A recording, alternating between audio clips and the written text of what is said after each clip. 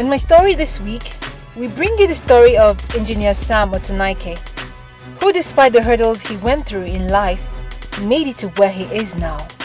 His story will help you realize that there's a purpose for everything we go through in life, and it is not over until it is over. Please stay tuned and be motivated.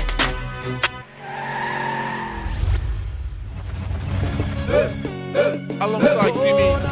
Our viewers, my name is Honorable Yozuwa Johnson Akwanima. People call me EJ. That's my mission.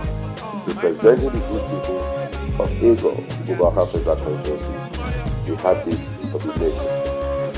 And this is my story on AI. This is my story. This is my story. This is my story. This is my story. This is my story. This is my story. This is my story. This is my story. This is my story. This is my story. This is my story. This is my story. This is my story. My brothers and sisters, this is my story.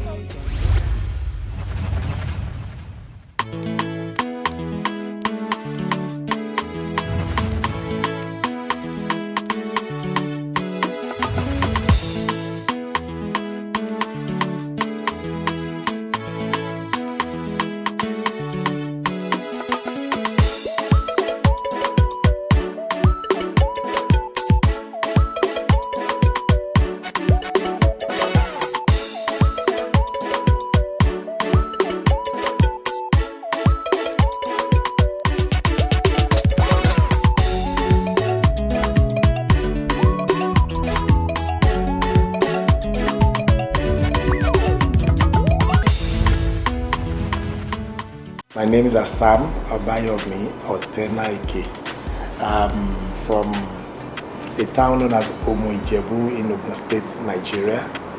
I'm the first of my mother.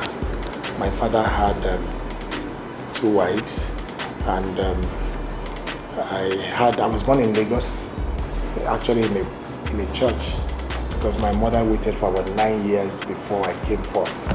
And after running from pillar to post, she ended up in the Christ Apostolic Church, where God answered her. And incidentally, the Hebrew women of the church delivered me right in the church before I was then taken to the hospital. That's in Lagos, in Shomolu, Lagos, in 1967, 13th of June. So my early years were spent in between Lagos and Ogun State. I had the last 2 years of my primary education in the village, in my village, primary 5 and 6, 1977 to 78.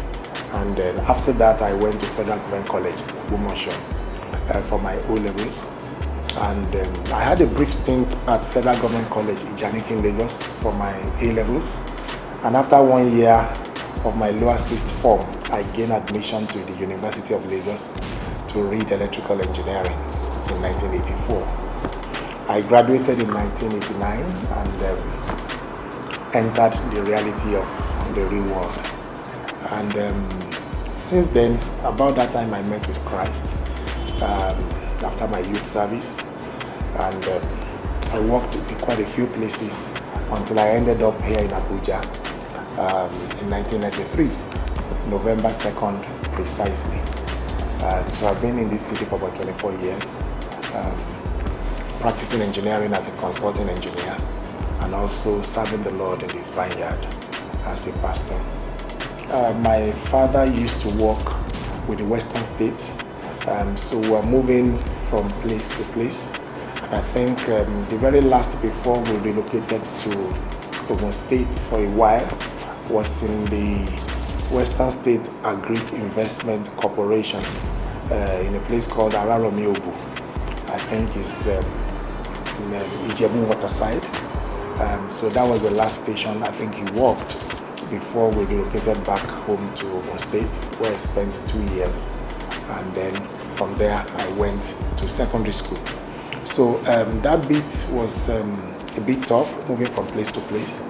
And when I entered my secondary school, I began to spend more of my holiday time with my uncle, who was working at Central Bank, my mother's elder brother, who's made such a great impact upon my life. So it was interesting, tough, and especially when you have to live with an uncle. It comes with its challenges naturally, because from time to time you are faced with the reality of being a son or a true son, and those challenges will confront you. But what that has done is to toughen me, to strengthen me, and grant me given me the fortitude to be able to bear many things. I remembered when I was in primary school, the last 2 years that I spent in the village, primary 5 and 6. My mother would, she was a trader and selling many stuff. After I've dressed up for school, I would need to hawk pap, cold pap in the morning. And she would fill my tray with it, and the tray must be empty before I come back.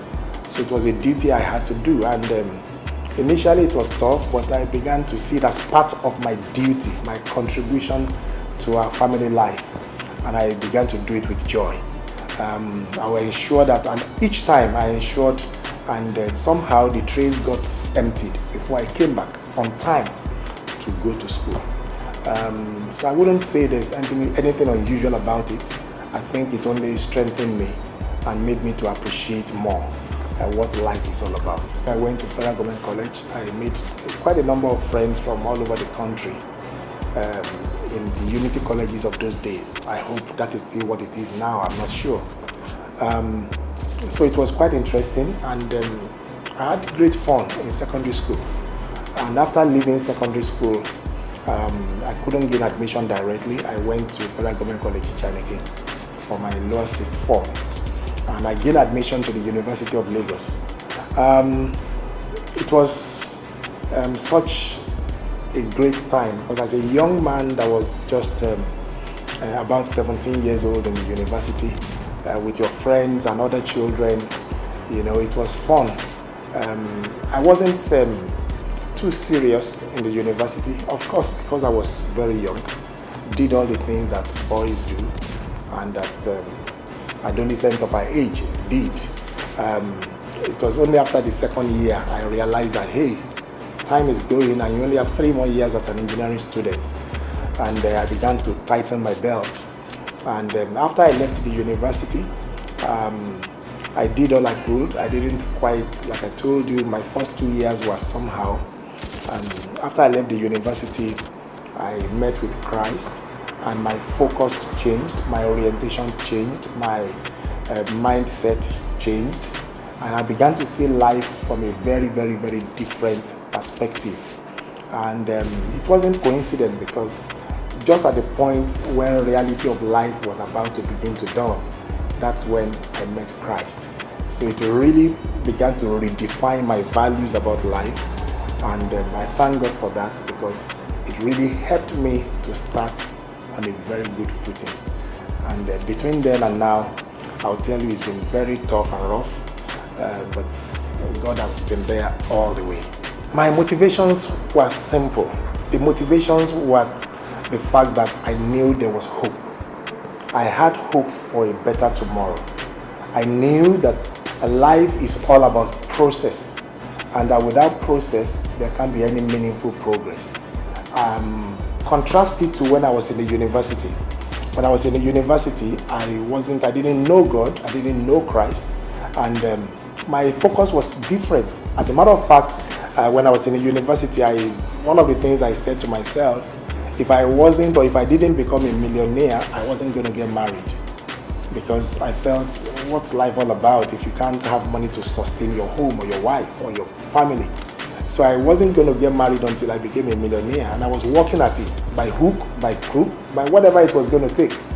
I was ready to do any deals, not steal anyway, but that was the kind of mentality I had. And going into the world that way, I'm not sure, maybe I would have been a wreck by now. But at that point, I was about entering into the reality of the world. I met with Christ, and I began to redefine my values about life. That you've got to work hard, you've got to endure, you've got to be patient, you've got to take things in their stride, that you've got to prepare yourself for the challenges ahead. So my motivation was really Christ. It gave me hope. I knew that there was hope for tomorrow. I wasn't ready for any shortcuts. I was ready to go all the way, knowing that if I worked hard and I walked in the path that God had channeled or earmarked for me, I would definitely arrive at my destination someday at the fullness of time. So that was really my motivation. And that's why my life has been all the way towards ensuring that young people get to know God, their maker, and they come to a saving knowledge of Him, so that they can redefine their values and lead them on the path that He has chosen for them from the foundation of the world. So for me, if you call it fortunate or luck, maybe, but I think it's providence. And I think, and that's why I'm passionate to ensure that I do all I can to ensure that everyone reconciles with their maker, so that they can begin to run the agenda that their maker had in mind when He created them from the beginning. The makers of this pen have a purpose for it, and the purpose is to be able to use it to write and write well. So also He who made us, because we didn't make ourselves, has a purpose for each and every one of us. And until we come to that saving knowledge of Him, where we have a relationship with Him, and He begins to guide us in the path of the purpose with which He had in mind when He created us. As early as 11, I could go to the market, shop, come home. I cook for the whole family, a family of 10 at that tender age. Sometimes I have to go selling akara to make some little money, or to be given some few of those akara as part of the payment. From JS3 to XS3, I was working in the market in Warri, in a particular market called Besu Market. I was pushing wheelbarrow and truck, then as a student.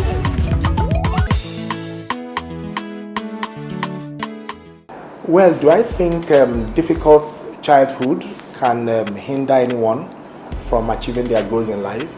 I would say absolutely no. As a matter of fact, the more difficult the childhood, if you take it in good faith, it is a great preparation for success in life. If there is no pain, there can be no gain. Roses grow out of the bushels of thorn.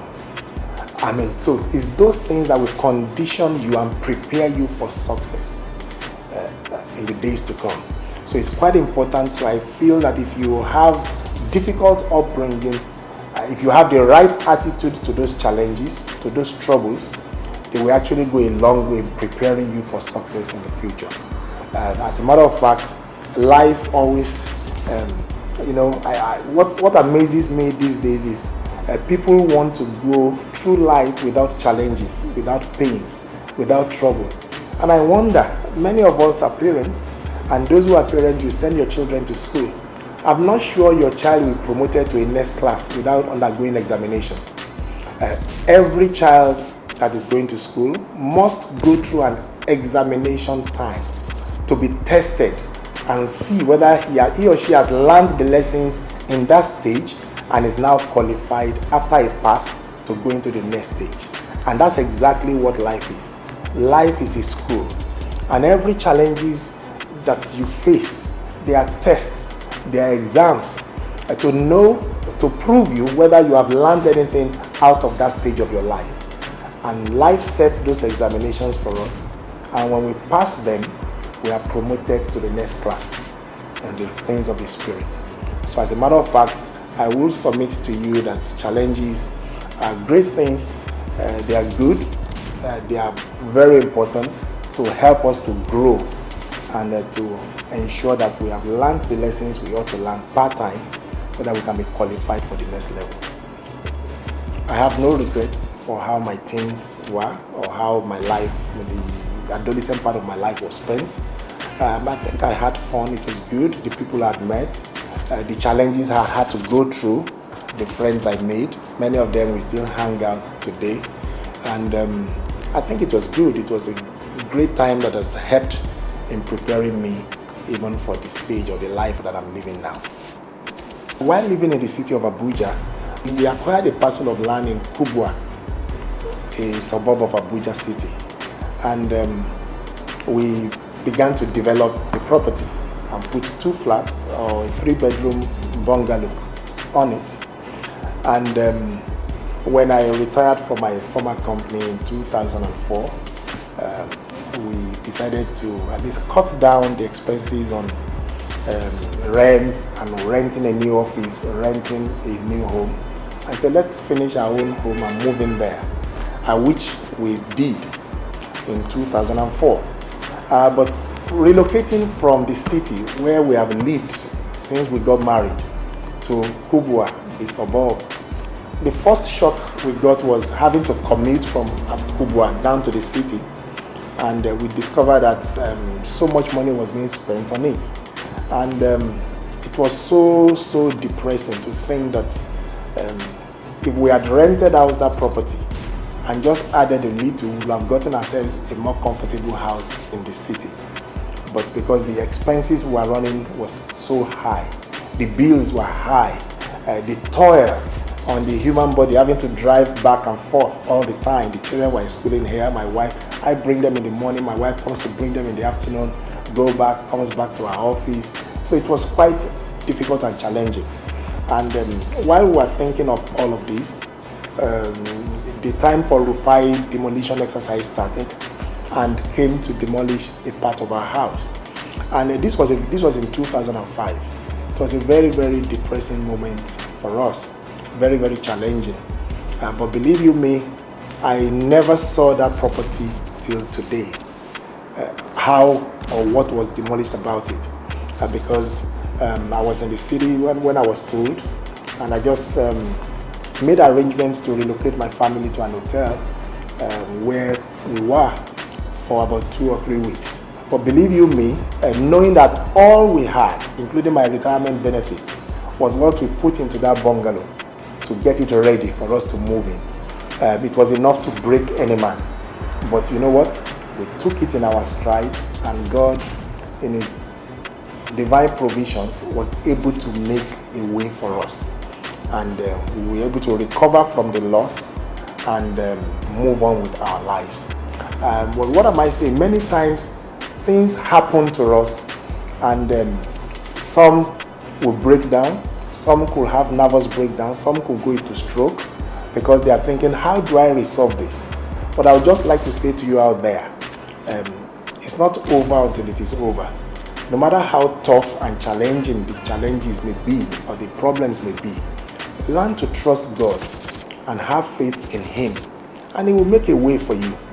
I've had people come to meet me, a young man, after many years, almost 12 years. Someone came to meet me a few years back and said, "Sir, can I please go and take over that your property? That is still okay, that they'll just do a few things." Because I never saw it as, even as we speak now, I never went back to see it. It was my wife that did, with the help of friends, that did the repacking and moving out of the place. And he came and said, "No, that the place is still intact, they just touched a little things here and there." But for the mere fact that they could want to come and demolish, I couldn't bear the burden.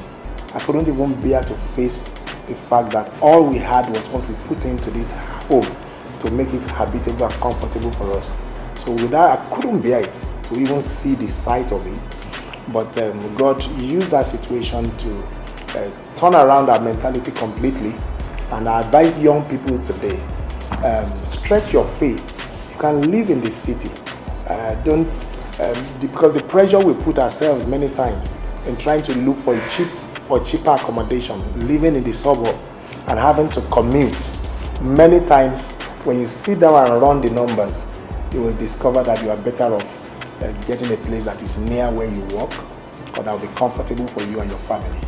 Or when we have children that have, born through difficult situations and challenges, we, the parents, owe it to our wards and our children to give them hope. the fact that things are tough today does not mean that it can be better tomorrow. I remembered my mother. She was an illiterate. She didn't go to school, but she knew the importance of education, and she was ready to sell her last wrapper to ensure that I was educated. So despite the fact that the upbringing wasn't easy, she will always drum it in my ears that tomorrow holds a better future. That what we say, she will say it in our language, that what you say is not enough will be much more than enough tomorrow. So each time I have a cause to complain that I don't have this, my friends have, the other people have, we don't have this, she will say, please keep quiet. What is not enough today will be more than enough tomorrow. So that kept ringing in my spirit. Though the upbringing was difficult, we didn't have many things our friends had, but those words of hope and encouragement kept me going. Until tomorrow, I still remember those words. And you know what? Even in my own home now, whenever there's a shortage or there is a lack of the children, I tell you, you know what? It may not be enough today, but tomorrow it will be much more than enough. So parents need, in a way, to give their children hope. No matter how difficult living may be for them, you owe it to them to give them hope. And what can the government do? I think in the place of government, basic infrastructure. If the basic infrastructure is there, I remembered the Western state governments or the governments of the Southwest who offered free education at some point. That is a way of giving children hope. They may not come from wealthy backgrounds, but let the schools be functional. When the schools are functional, the health centers, primary health centers are functional, then it gives hope to our youth that, you know what, at least they have access to some good education. During the days I was growing up, private schools were not a common thing. We had them, we had the likes of Corona School. I think that's the only one I can probably remember as a private school, but they were not common things.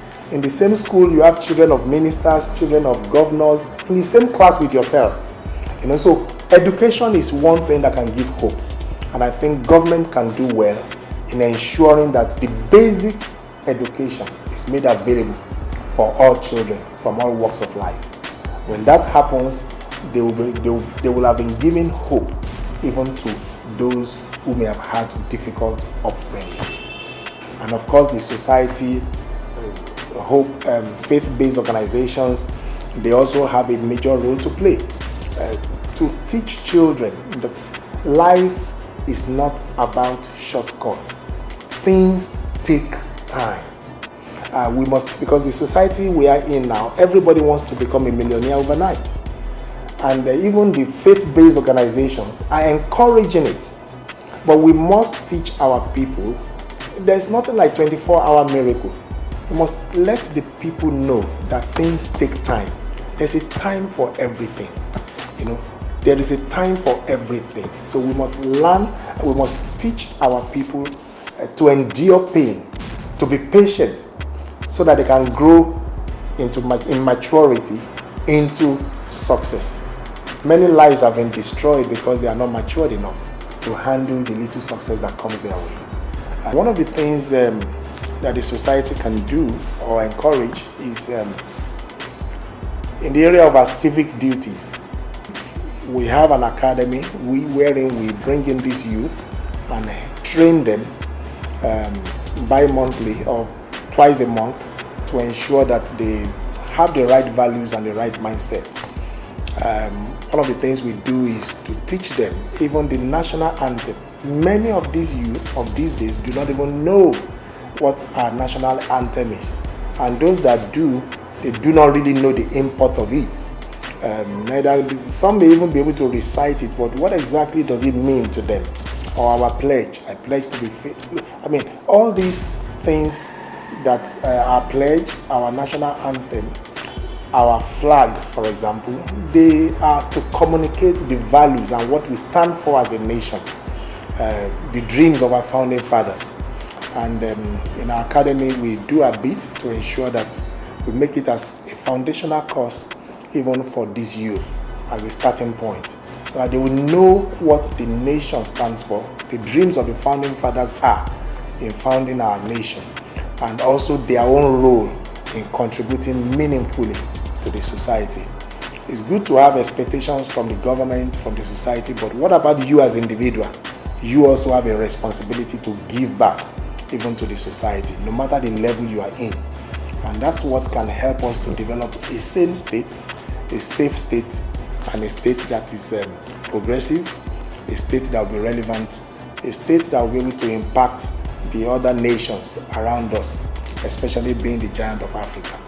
I thank God that He gave me a beautiful woman as a wife, and her role cannot be discounted in my life.